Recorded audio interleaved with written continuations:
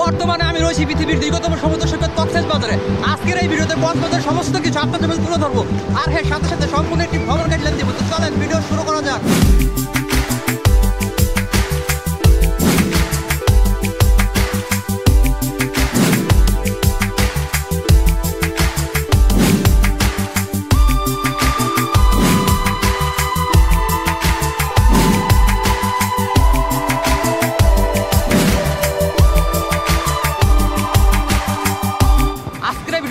আপনারা কিভাবে কম খরচে কক্সবাজার আসবেন এবং এখানে এসে আপনারা কি কি দেখবেন, তো চলেন ভিডিও শুরু করা যাক। আমার আজকের কক্সবাজার ভ্রমণ যাত্রাটি শুরু হচ্ছে রাজধানী সায়দাবাদ বাস টার্মিনাল থেকে। সায়দাবাদ থেকে কক্সবাজার পর্যন্ত আমি যাচ্ছি সিডিএম ট্রাভেলসের এই বাসটিতে করে। আপনারা ঢাকার আব্দুল্লাহপুর, মহাখালী, সায়দাবাদ, গাবতলী সহ আরো বেশ কিছু জায়গা থেকে কক্সবাজার যাওয়ার জন্য সরাসরি বাস পেয়ে যাবেন। সেক্ষেত্রে নন এসি বাসের ভাড়া পড়বে 600 থেকে 1000 টাকার মধ্যেই, এসি বাসের ভাড়া পড়বে 800 থেকে 1500 টাকার মধ্যেই, এবং আপনারা যদি স্লিপার বাসে যেতে চান সেক্ষেত্রে কিন্তু আপনারা 1000 থেকে 2000 টাকার মধ্যে স্লিপার বাসের টিকিট পেয়ে যাবেন। বর্তমান সময়ে কিন্তু ঢাকা থেকে কক্সবাজার পর্যন্ত সরাসরি ট্রেনে যাওয়া যায়। আপনারা ঢাকার কমলাপুর এবং বিমানবন্দর রেলওয়ে স্টেশন থেকে সরাসরি ট্রেনে করে কক্সবাজার যেতে পারবেন। ঢাকা থেকে প্রতিদিন সকাল 6টায় এবং রাত 10:30টায় দুটি ট্রেন কক্সবাজার উদ্দেশ্যে ছেড়ে যায়। ট্রেনে যেতে চাইলে আপনাদের নন এসি সিটের ভাড়া পড়বে 695 টাকা, এসি সিটের ভাড়া পড়বে 1325 টাকা এবং এসি কেবিনের সিঙ্গেল সিটের ভাড়া পড়বে 2380 টাকা। আমাদের বাসটি রাত 11টায় কক্সবাজার উদ্দেশ্যে ছেড়ে যায়। সকাল 5:30টার দিকে আমাদের বাসটি চট্টগ্রামে প্রবেশ করে। আর এই মুহূর্তে রয়েছে চট্টগ্রামের সবচেয়ে সুন্দর সড়ক বাইজিৎ লিংক রোডে।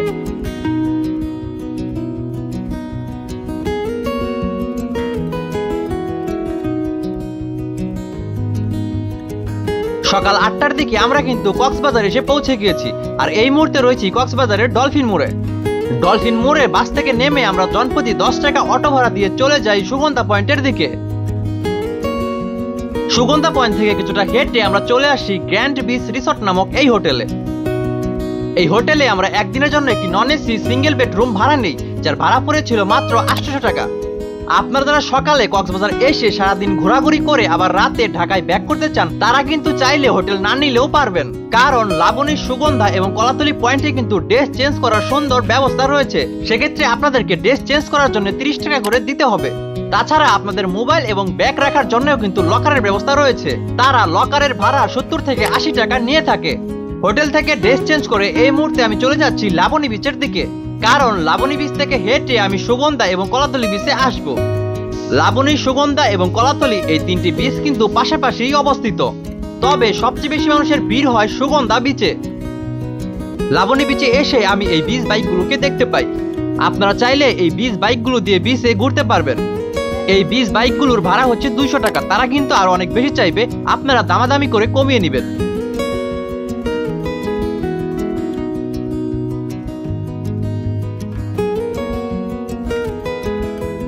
প্রতিটি বিচেই কিন্তু এই সুন্দর কিটকট চেয়ারগুলো রয়েছে। আপনারা কিন্তু চাইলে এগুলো ভাড়া নিয়ে এগুলোতে বসে এবং শুয়ে সুন্দর মনোরম সময় কাটাতে পারবেন।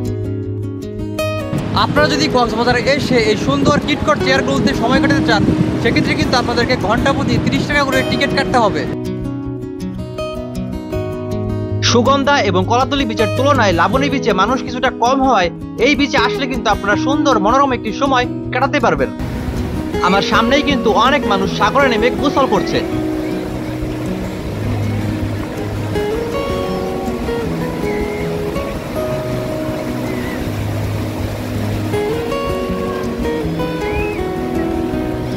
আমার বন্ধুর প্রথমবার কক্সবাজার ভ্রমণের অনুভূতিটি শুনুন।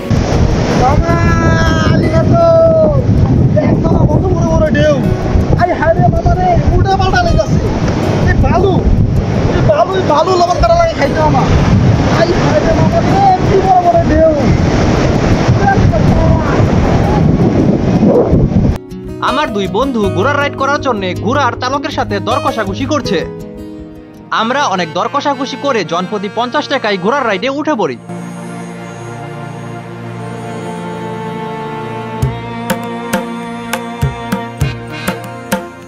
এই মুহূর্তে আমি রয়েছি কক্সবাজারের ঘোড়ার রাইডে।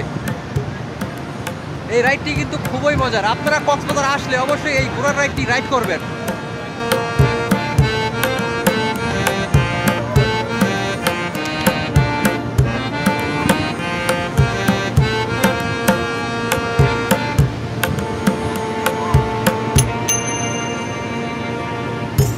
কক্সবাজারে কিন্তু সবকিছু নিয়ে স্ক্যাম হয়, তাই আপনারা যে রাইডই করেন না কেন তাদের সাথে ভালোভাবে দামাদামি করে নিবেন।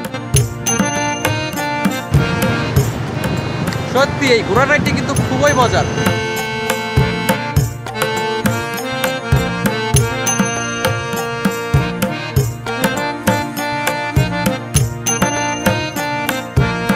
আমি কিন্তু আজকে কক্সবাজারে এসে এই ছোট ভাইয়ের ঘোড়ার রাইড দিয়েছি।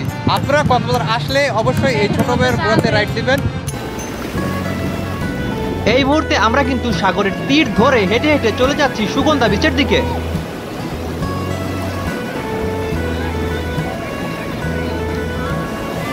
আমরা যতই সামনের দিকে এগোচ্ছি ততই মানুষের সমাগম বাড়ছে।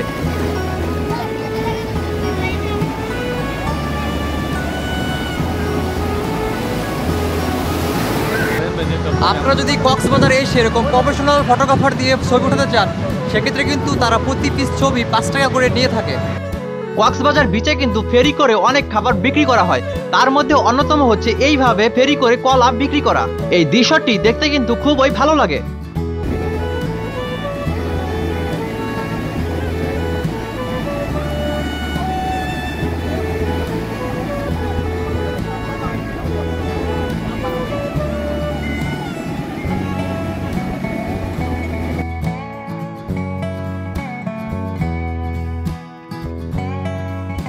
এই মুহূর্তে আপনারা আমার পেছনে যে টিউবগুলো দেখতে পাচ্ছেন, আপনারা যদি কক্সবাজারে এসে পানিতে নেমে একটু বেশি আনন্দ করতে চান, সেক্ষেত্রে কিন্তু আপনারা এই টিউবগুলোকে ভাড়া নিতে পারেন। আর এই টিউবগুলোর ভাড়া হচ্ছে 1 ঘন্টার জন্য মাত্র 100 টাকা করে।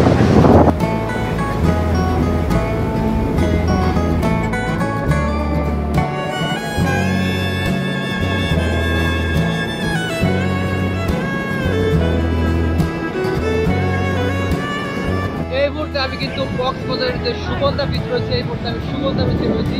আর এইখানে কিন্তু আজকে প্রচুর মানুষের ভিড় দেখতে পাচ্ছি।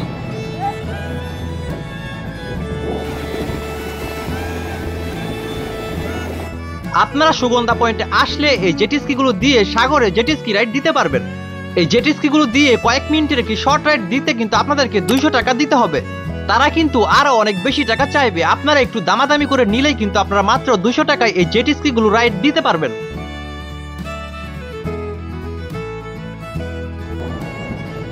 এর আগে কিন্তু আমি লাবণী বিচ ঘুরে এসেছি, সেখানে কিন্তু মানুষের তেমন একটা ভিড় ছিল না, তবে আমি এই সুগন্ধা বিচে এসে কিন্তু অনেক মানুষ দেখতে পাচ্ছি। আপনারা যদি আপনাদের বন্ধুদেরকে নিয়ে এই কক্সবাজার আসেন, তাহলে আপনারা কিন্তু আপনার বন্ধুকে ঠিক এইভাবে বালু কবর দিতে পারবেন। এই ব্যাপারটি কিন্তু খুবই মজার। এই মুহূর্তে আমি হেঁটে হেঁটে চলে যাচ্ছি কলাতলি বিচের দিকে।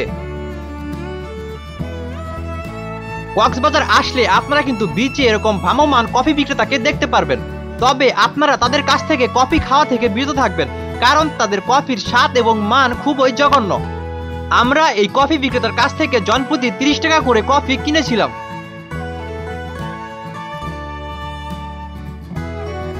কলাতলি বিচ ঘোরা শেষে আমরা সোজা চলে যাই আমাদের হোটেলে। হোটেল থেকে ফ্রেশ হয়ে এবং দুপুরে লাঞ্চ শেষ করে আমরা চলে আসি ডলফিন মোড়ে। এই ডলফিন মোড় থেকে মেরিন ড্রাইভ হয়ে হিমছড়ি যাওয়ার লোকাল অটো পাওয়া যায়। এই ডলফিন মোড় থেকে হিমছড়ি যাওয়ার লোকাল অটো ভাড়া হচ্ছে জনপ্রতি 40 টাকা। আমরা জনপ্রতি 40 টাকা ভাড়া দিয়ে একটি লোকাল অটোতে উঠে পড়েছি, আর এই মুহূর্তে রয়েছি কক্সবাজারের সবচেয়ে সুন্দর সড়ক মেরিন ড্রাইভে। এই মেরিন ড্রাইভ দিয়ে যাওয়ার সময় আপনারা একসাথে সাগর এবং পাহাড়ের সৌন্দর্য উপভোগ করতে পারবেন। অটোতে ডলফিন মোড় থেকে হিমছড়ি যেতে 20 মিনিটের মতো সময় লাগে। কলাতলি মোড় থেকে মাত্র 40 টাকা অটো ভাড়া দিয়ে এই মুহূর্তে আমরা কিন্তু চলে এসেছি হিমছড়িতে। তো চলেন এখন আপনাদেরকে নিয়ে এই হিমছড়িটি ঘুরে আসি।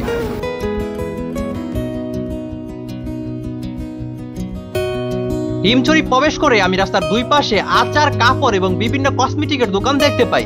আপনারা এখান থেকে কিছু কেনার আগে তা অবশ্যই ভালো করে যাচাই করে নেবেন। এই মুহূর্তে আমি রয়েছি হিমছড়ি পাহাড় এবং ঝর্ণার যে টিকিট কাউন্টার রয়েছে সেই টিকিট কাউন্টারের সামনে। এখানকার প্রবেশ মূল্য হচ্ছে জনপ্রতি 40 টাকা করে।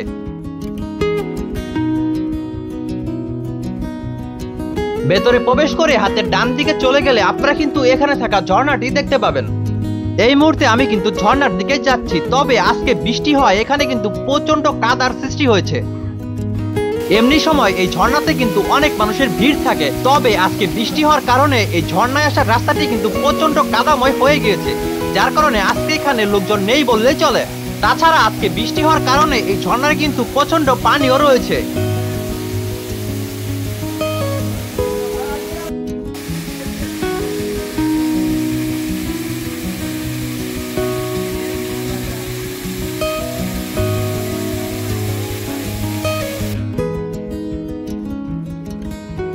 এই মুহূর্তে আমি রয়েছি হিমছড়িতে, আর এটি হচ্ছে হিমছড়ি যে পাহাড় রয়েছে সেই পাহাড়ে ওঠার সিঁড়ি।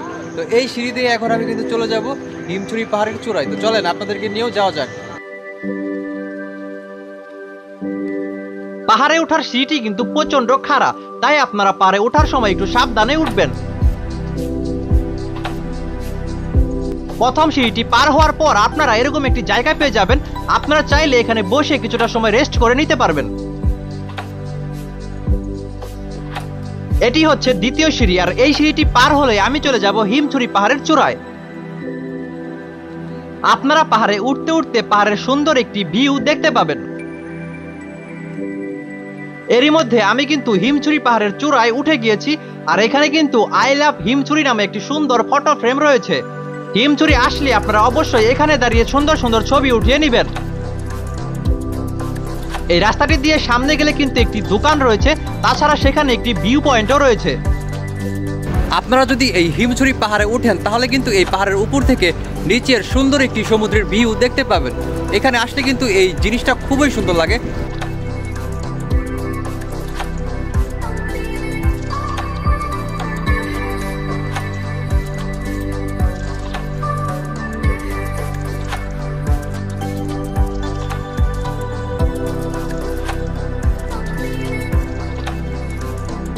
এটি হচ্ছে হিমছড়ির আরেকটি ভিউ পয়েন্ট। এখানে কিন্তু লেখা রয়েছে আমি এখন হিমছড়িতে রয়েছি। আপনারা কিন্তু এখানে দাঁড়িয়ে চাইলে ছবি উঠিয়ে নিতে পারেন, তবে এখানে ছবি ওঠানোর জন্য আপনাদেরকে কিন্তু অনেকক্ষণ অপেক্ষা করতে হবে, কারণ সব সময় এখানে ছবি ওঠানোর জন্য মানুষের সিরিয়াল লেগে থাকে। পাহাড় থেকে নেমে আমরা আবার অটো নিয়ে চলে আসি ডলফিন মোড়ে। ডলফিন মোড়ের পাশেই কিন্তু টিএম বার্মিস মার্কেট নামক এই আচারের মার্কেটটি রয়েছে। কক্সবাজারের অন্যান্য আচারের মার্কেটের চেয়ে এই মার্কেটের আচার কিছুটা ভালো, তবে আপনারা কেনার আগে অবশ্যই ভালো করে চেক করে নেবেন। আচারের মার্কেট ঘোরা শেষে আমরা চলে আসি সুগন্ধা পয়েন্টে থাকা শুটকির মার্কেটে। সুগন্ধা পয়েন্টের এই শুটকির মার্কেটটি কিন্তু কক্সবাজারের বিখ্যাত শুটকির মার্কেট। এই মার্কেটে কিন্তু আপনারা বিভিন্ন ধরনের সামুদ্রিক মাছের শুটকি পেয়ে যাবেন, তবে তারা কিন্তু শুটকির দাম অনেক বেশি চেয়ে থাকে। আপনারা কেনার আগে অবশ্যই ভালোভাবে দামাদামি করে নেবেন। এইদিকে কিন্তু বড় বড় সামুদ্রিক মাছকে কেটে কেটে ছোট করে বিক্রি করা হচ্ছে। এরপর আমি রাত 10টায় ডলফিন মোড় থেকে সেন্ট মার্টিন পরিবহনের একটি স্লিপার বাসে করে ঢাকার উদ্দেশ্যে রওনা হই। কক্সবাজার থেকে ঢাকা পর্যন্ত সেন্ট মার্টিন পরিবহনের স্লিপার বাসে আমার ভাড়া পড়েছে মাত্র 1000 টাকা। আজকের এই ভ্রমণ যাত্রাটি এইখানেই শেষ করছি। যদি আপনাদের এই ভিডিওটি ভালো লাগে তাহলে অবশ্যই একটি লাইক, একটি কমেন্ট ও আমার চ্যানেলটি সাবস্ক্রাইব করবেন।